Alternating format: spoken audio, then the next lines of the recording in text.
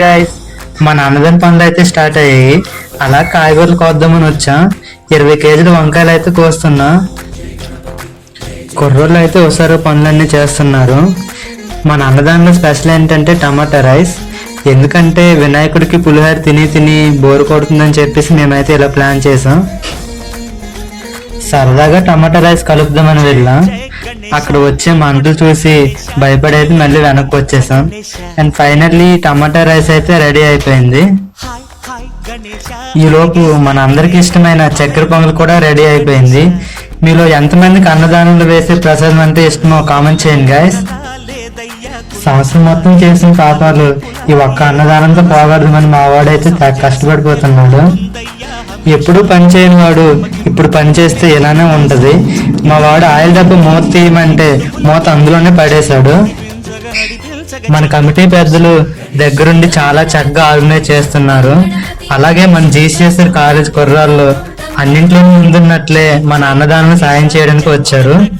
ఈలోపు అన్నం అయితే తయారైంది. అన్ని వంటలు పూర్తయ్యాయి. స్వామివారికి నైవేద్యం పట్టుకుని వచ్చాం.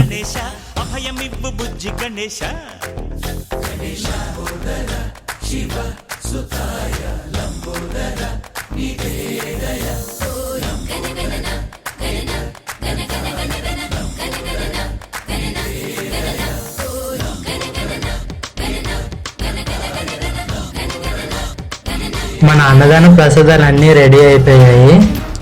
కమిటీ పెద్దలు వడ్డించడానికి ముందుకు వచ్చారు. అన్ని దానాల కన్నా అన్నదానం మీద ఎవరు ఎక్కువ కాదు, ఎవరు తక్కువ కాకుండా దేవుని వద్ద అందరూ సమానమే. భారీ ఎత్తున అన్నదాన కార్యక్రమం అయితే జరుగుతుంది.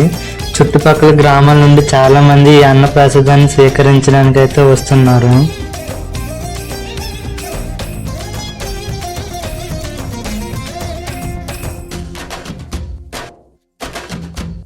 నందేమో నాన్నకి సింహం నీ అమ్మకి వాహనమై ఉండలేదా? ఎలకేమో తమరి. మేమైతే ఆకలికి ఉండలేక ముందే ఒక పట్టు పడదామని ప్లేట్స్ పట్టుకుని యుద్ధానికైతే సిద్ధమయ్యా. కమిటీ కుర్రాళ్ళు అయ్యుండి ముందే తినడం ఎవరైనా చూస్తే బాగోదని అలా సైడ్కి వచ్చి మేము ఒక వేటు వేసాం. అలా మేము తినేసి కొంతమందికి వడ్డించి అన్నదానం కార్యక్రమం మంచిగా ముగించాం.